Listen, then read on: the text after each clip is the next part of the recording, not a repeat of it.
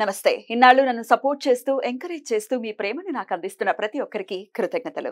అలాగే ఈ వీడియో కూడా ఖచ్చితంగా మీకు ఉపయోగపడుతుంది. లైక్, షేర్ అండ్ సబ్స్క్రైబ్ చేసి మీ సపోర్ట్‌ని నాకు అందించండి. అలాగే ఈ వీడియో పట్ల మీకున్న అభిప్రాయాన్ని కామెంట్ సెక్షన్‌లో కామెంట్ చేసి తెలియజేయండి. ఇప్పుడు వీడియోని చూద్దాం. నమస్తే, వెల్కమ్ టు అవర్ ఛానల్. నేను పద్మిని. ప్రస్తుతంతో పాటు ప్రముఖ ఆధ్యాత్మికవేత్త, జ్యోతిష పండితులు సుద్దపల్లి నాగరాజు గారు ఉన్నారు. మాట్లాడదాం. సార్ నమస్తే సార్. నమస్తే. సార్, ఈ రోజు అమావాస్య, గురువారం, ఆషాఢ అమావాస్య, చుక్కల అమావాస్యగా తెలుగు ప్రజలు ఖచ్చితంగా జరుపుకుంటారు ఈ అమావాస్యని. అయితే ఈ అమావాస్య ఇంకాస్త కొంచెం అద్భుతమైనటువంటి విషయాన్ని సంతరించుకుని ఉంది. అదే గురు పుష్యమి యోగంతో వస్తున్నటువంటి అమావాస్య. పుష్యమి నక్షత్రం సాయంత్రం నుంచి మొదలు కాబోతోంది. మరి అమావాస్య అంటేనే తెలుగునాట ఖచ్చితంగా అదొక మంచి డే కాదు, మంచి శుభకార్యాలు అవి చేయకూడదు అని అంటూ ఉంటారు. మరి సూర్య చంద్రులు కలిసి ఉన్న రోజు ఎందుకని చెడ్డ రోజుగా కన్సిడర్ చేస్తారు? అటు తమిళనాట చూసుకుంటే చాలా పరమ పవిత్రమైనటువంటి రోజుగా చూస్తారు. మరి ఏమిటి వ్యత్యాసం? మరి ఈ అమావాస్యని ఎలా వినియోగించుకోవచ్చు? ఇక్కడి నుంచి ఇక శ్రావణ మాసం మొదలు కాబోతోంది. ఇక అన్ని పండగలు, వైభవాలు, ఆనందాలు, ఉత్సవాలు, ఇంకొకటేంటి వాట్ నాట్ మళ్ళీ ఉత్తరాయణం వరకు, సంక్రాంతి వరకు కూడా కోలాహలంగానే ఉంటుంది. ఎటకెళ్ళకి అసలు ఈ రోజుని ఎట్లా యూటిలైజ్ చేసుకోవచ్చు మీ ద్వారా సార్? ప్రేక్షకులు నమస్కారం. ఇక్కడ దీన్ని ఆడి అమావాస్య అంటారు, అంటే ఆషాఢ అమావాస్య అంటారు. మనకి 3 అమావాస్యలు చాలా విశేషంగా చెప్తారు. ప్రతి అమావాస్య విశేషమే, ప్రతిరోజు విశేషమే. ఎందుకంటే మనం బ్రతికున్నాం కాబట్టి. బ్రతికి లేకపోతే అది విశేషం కాదు, మనకు తెలియదు. కాబట్టి మనం బ్రతికున్నాం కాబట్టి ప్రతిరోజు విశేషమైనదే. కాకపోతే 3 అమావాస్యల్ని ముఖ్యంగా, ఒకటి జ్యేష్ఠ అమావాస్య, 2 ఆషాఢ అమావాస్య, 3 మహాలయ అమావాస్య. ఈ 3 అమావాస్యల్ని మన వాళ్ళు ముఖ్యంగా చాలా విశేషంగా జరుపుకుంటారు. ఎందుకంటే ఇవి చీకటి రోజులు. ఈ చీకటి రోజుల్లోనే మన వాళ్ళు, ఎందుకంటే వర్షాలు పడతాయి, కొత్తగా ప్రకృతి ఎప్పుడు కూడా పెరుగుతూ ఉంటుంది, గ్రీనరీగా ఉంటుంది. కాబట్టి ప్రకృతిని భగవంతుడిగా మనందరికీ చెప్పారు. అందుకని ప్రకృతి స్వరూపం అని చెప్తారు భగవంతుడిని. అయితే ఇక్కడ అమావాస్య రోజున ముఖ్యంగా ఏమిటంటే, తెలుగు వాళ్ళు అది చీకటి రోజుగా చెప్పుకున్నప్పటికీ కూడా సౌత్లో ముఖ్యంగా చాలా విశేషంగా, ఆఖరికి శ్రీలంక, థాయిలాండ్ లాంటి దేశాల్లో కూడా ఈ యొక్క అమావాస్య రోజున పితరులకు పిండ ప్రదానం, తర్పణలు చేయడం ద్వారా పితరుల ఆత్మ శాంతిస్తుందని, వాళ్ళ ఆత్మ కూడా భగవంతుడిని చేరుతుందని, అంతకుముందు మనకు తెలిసినా తెలియకపోయినా, మన పూర్వీకులు చేసినా చేయకపోయినా, మనకి ఈ యొక్క ఈ రోజుల్లో ఏదో ఒక రోజున, అంటే ఈ 3 అమావాస్యల్లో ఏదో ఒక అమావాస్య రోజున, అది ఆషాఢ అమావాస్య అయితే ఆషాఢ అమావాస్య, ఏది గుర్తుంటే అది ఆ రోజున చేయటం ద్వారా వాళ్ళ ఆత్మ శాంతి కలిగి, వాళ్ళ యొక్క దీవెనల వల్ల మనకు శ్రేయస్సు, సంపద, అలాగే సంతాన వృద్ధి ఇవన్నీ కలుగుతాయని మన వాళ్ళు విశ్వసిస్తారు. అయితే ముఖ్యంగా ఈ తమిళనాడు ప్రజలు ఎవరైతే ఉన్నారో వీళ్ళు శ్రీలంకలో ఉన్నటువంటి త్రికోటేశ్వర ఆలయం అంటారు. మనం త్రికోమలి అమ్మవారి యొక్క ఇది చెప్పుకుంటాం.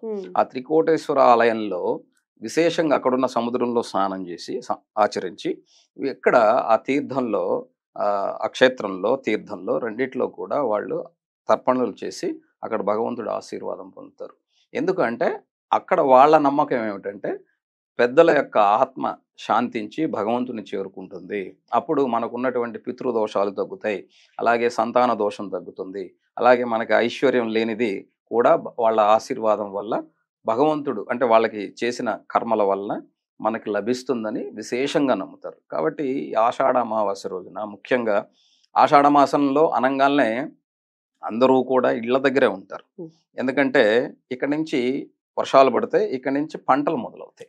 ఇక్కడ కూడా కొత్తగా పెళ్ళైనటువంటి ఆడపిల్లల్ని ఈ రోజు తర్వాత ఇంటికి, వాళ్ళ అత్తగారింటికి సాగనంపుతారు. కాబట్టి ఈ రోజున చాలా విశేషంగా పిండి వంటలు వండుతారు. మీకు తెలుసు, ఎందుకంటే ఆడపిల్లని సాగనంపాలంటే అన్ని ఉంటాయి, సారించి పంపిస్తాంగా. మరి పిండి వంటలు పెట్టుకున్నప్పుడు మనం పూర్వీకులు పెట్టకుండా ఉంటామా? వాళ్ళని గుర్తు చేసుకోకుండా ఉంటామా? సో వాళ్ళని గుర్తు చేసుకొని వాళ్ళకి తర్పణలు అవన్నీ చేసి వీళ్ళని పంపిస్తే వీళ్ళకి తొందరగా సంతాన వృద్ధి కలుగుతుంది అన్నటువంటి ఉద్దేశంతో, అంటే శాపాలు తగలకుండా ఉంటాయి. మనం ఇంత సంతోషంగా ఉన్నప్పుడు, మేము బతుకున్నప్పుడు కనీసం చనిపోయాకన్నా గుర్తు పెట్టుకుంటారా అన్నటువంటి ఆలోచన వస్తుందేమన్న భయంతో చేస్తారు చాలా మంది, కానీ భక్తితో చేయాలి. అన్ని మంచినీళ్ళు అయినా పోయకపోతే ఎలాగా మన వాళ్ళకి? మనం నువ్వు అన్ని తీసుకుంటావు, డిఎన్ఏతో సహా వాళ్ళ ఆస్తులు తీసుకుంటావు, ఇల్లు తీసుకుంటావు, అన్ని తీసుకుంటావు, ఆఖరికి మన శరీరంలో ఉన్న డిఎన్ఏ కూడా అది పూర్వీకులు. కాబట్టి నువ్వు ఆ డిఎన్ఏ తీసుకున్నప్పుడు అన్ని నువ్వులు అన్ని నీళ్లు పోయలేవా. కాబట్టి దీనివల్ల ఏం తెలియజేస్తుందంటే పూర్వీకులను గుర్తించుకోవడం చనిపోయినాక కాదమ్మా, బ్రతికుండంగాల్ని గుర్తుంచుకోవాలి. బ్రతికుండంగాల్నే వాళ్ళకి చనిపోయాక పిండం పెట్టడం కాదు, బ్రతికుండంగాల్నే అంత ముద్ద పెట్టాలి. అయితే పెట్టడం తప్పని నేను చెప్పను, ఎందుకంటే చనిపోయిన తర్వాత కూడా వాళ్ళని గుర్తు చేసుకొని 4 ముద్దలు గోడ మీద పెట్టడం ద్వారా ఎన్నో జీవరాశులు, చిన్న చిన్న జీవులు, పక్షులు ఆహారాన్ని స్వీకరిస్తాయి. కాకి పితృడు అవుతాడో లేదో నాకు తెలియదు, కాకి రూపంలో వస్తారని నేను చెప్పను. ఎన్నో జీవుల్లో ఆత్మస్వరూపంగా భగవంతుడు ఉన్నాడు, ఇది గుర్తుపెట్టుకోవాలి మనం. ఆ విధంగా అన్న పెడతారన్న ఉద్దేశంతో కాకి వచ్చి తినంటే ఊర్లలో ఆ రోజుల్లో ఎక్కువ కాకులు ఉంటాయి. ఇప్పుడు ఈ రోజున కాకులు సెల్ టవర్స్ వల్ల కాకులు పిచ్చుకులు లేవు, కాబట్టి కాకి వచ్చి తింటే ఎవరో మీ తాత వచ్చాడో లేదా మీ ముత్తాత వచ్చాడో అని చెప్పేటవాళ్ళు. కానీ ఆ విధంగా అన్న ప్రేమతో పెడతారన్న ఉద్దేశంతో చెప్పబడింది తప్ప కాకి పితరుడు అని కాదు అక్కడ అర్థం. ఇది మన వాళ్ళు అర్థం చేసుకోకుండా ఈ రోజున మాట్లాడే వాళ్ళు చాలా తప్పుగా మాట్లాడతారు. ప్రకృతిలో ఉన్న జీవులకి ఆహారం ఇవ్వటం, రక్షించటం మనిషి ధర్మం. ఎందుకంటే భూతదయ అనేటువంటిది మనిషి చూపించకపోతే ఈ ప్రకృతి సమతుల్యం కాదు. ఈ ప్రకృతి సమతుల్యం కాకపోతే మనిషి జీవనం దారుణం అవుతుంది. కాబట్టి మనిషే పరాన్న జీవి, అంటే ఇంకొక జీవుల మీద ఆధారపడేవాడు ఎవరు అంటే మనిషే. మిగతా జీవులు ఆధారపడవు, వాటి ఆహారం అవే సంపాదించుకుంటాయి, కానీ మనం ఇంకోటి దాని మీద ఆధారపడాలి. కాబట్టి మనిషే పరాన్న జీవి నిజం చెప్పాలంటే. కాబట్టి అంటే ఇలా అంటున్నా, అంటే నిజం తెలుసుకోమని చెప్తున్నాను, అంతేగాని తక్కువ చేసి మాట్లాడటం కాదు. కాకపోతే ఇక్కడ ఉన్నటువంటి అమావాస్యలు, పౌర్ణమి ప్రతిరోజు విశేషమైనదే. కాకపోతే పూర్వీకులు ఎందుకు పెట్టారు అంటే ఈ యొక్క గమనం ఏదైతే ఉందో దక్షిణాయనం మొదలవుతుంది. సూర్యుడు ఉత్తరం నుంచి దక్షిణం వైపు నుంచి ఉదయించడం మనం గమనించవచ్చు. ఇక్కడి నుంచి ఏమిటంటే తక్కువగా ఉన్నటువంటి రోజుల్లో అనారోగ్యం లేకుండా మనం ఉండాలి అంటే మంచి ఆహారం తీసుకోవాలి, మంచి పదార్థాలు తీసుకోవాలి. కాబట్టి మన వాళ్ళు ఏం చేస్తారంటే ప్రతి నెలలో ఖచ్చితంగా ఒక పండుగ ఉంటుంది, ఈ దక్షిణాయనం అంతా కూడా.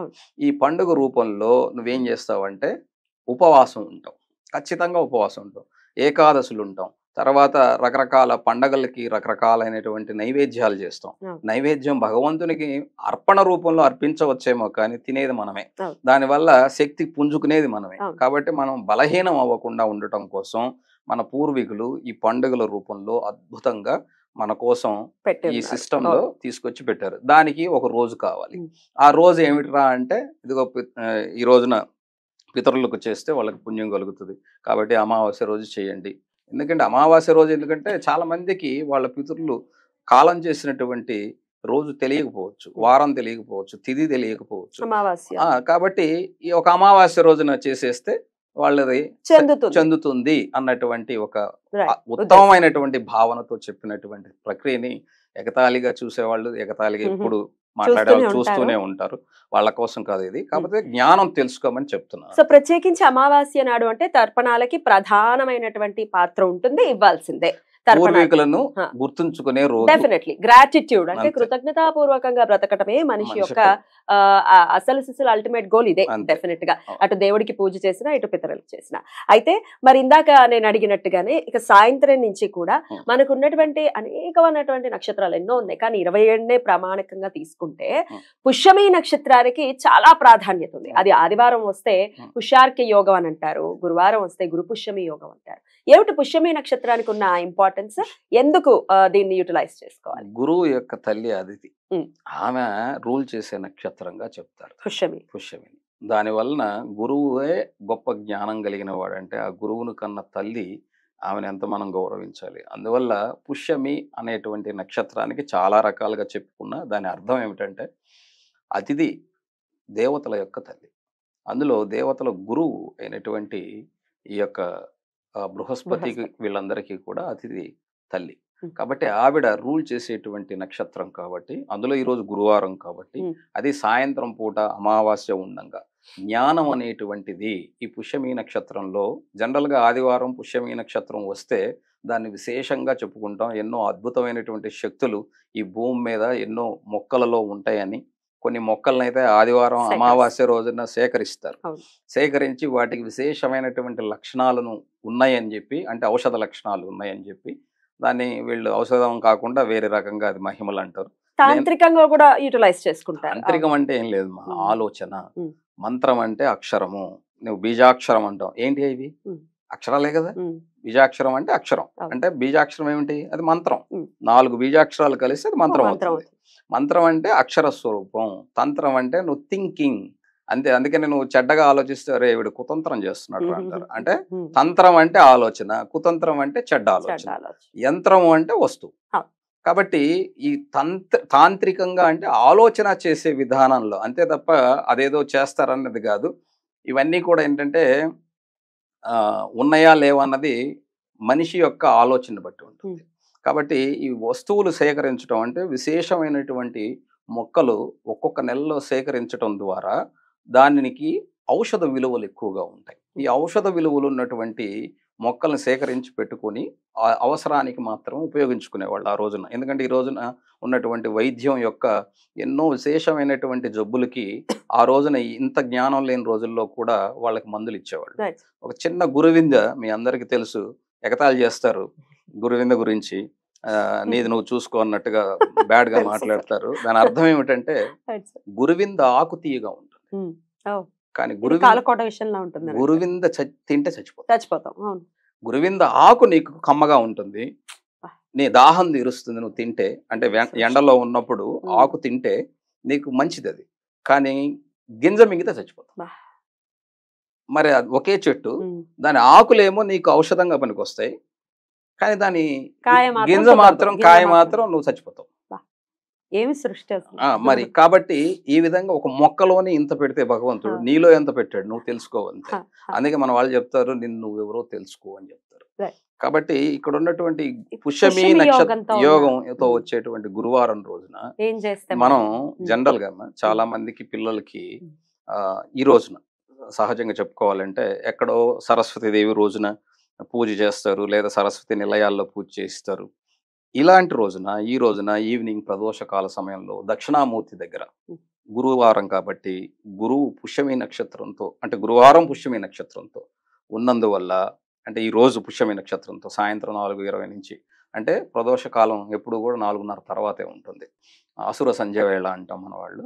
అప్పుడు దక్షిణామూర్తిని కానీ మనం ఒక దీపం పెట్టి బిడ్డ చేత ప్రదక్షిణ చేపించి ఒక పసుపు పచ్చని పూలు, అంటే గన్నేరు పూలు అయితే చాలా విశేషమైనటువంటి, ఈ గన్నేరు పూలు కూడా అంతే, పువ్వులు చాలా విశేషం, కాయలు విషం.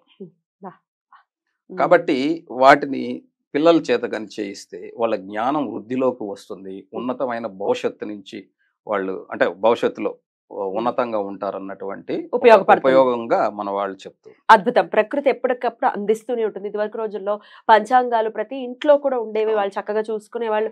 ఎరా ఈ టైం బాగుందిరా, ఈ టైంలో ఇది చేద్దామని చిన్న చిన్న చిన్న ట్రిక్స్ తోటే బయటపడిపోయేవాళ్ళు. ఇప్పుడేమో యూట్యూబే పెద్ద పంచాంగం అయిపోయింది. సో ఖచ్చితంగా ఇలా తెలియజేసేటటువంటి ప్రయత్నం చేస్తూ ఉన్నాం. మరి మంచి సమయం కాబట్టి మన పిల్లలే, మీ పిల్లలని కాదు ఆ పిల్లలే రేపటి సమాజానికి డెఫినెట్ గా వాళ్లే కావాల్సిన వాళ్ళు. సో వాళ్ళ భవిష్యత్తు బాగుంటే సమాజం బాగుంటుంది. పిల్లలందరూ బాగుండటం కోసం దక్షిణామూర్తిని కొలవండి అని చెప్తున్నారు కాబట్టి ఖచ్చితంగా యూటిలైజ్ చేసుకోండి ఈ సమయాన్ని. అలాగే పితృదేవతల్ని కూడా విస్మరించకుండా ఈ సమయాన్ని వినియోగించుకోవాలని మనవి చేస్తూ చాలా అద్భుతంగా సైంటిఫిక్ గా ఏముంటాయి, దాని వెనకాల ఉన్నటువంటి సూక్ష్మం ఏమిటి అనేది కూడా చాలా అద్భుతంగా మాకు తెలియజేశారు సార్. కృతజ్ఞతలు. నమస్కారం సార్.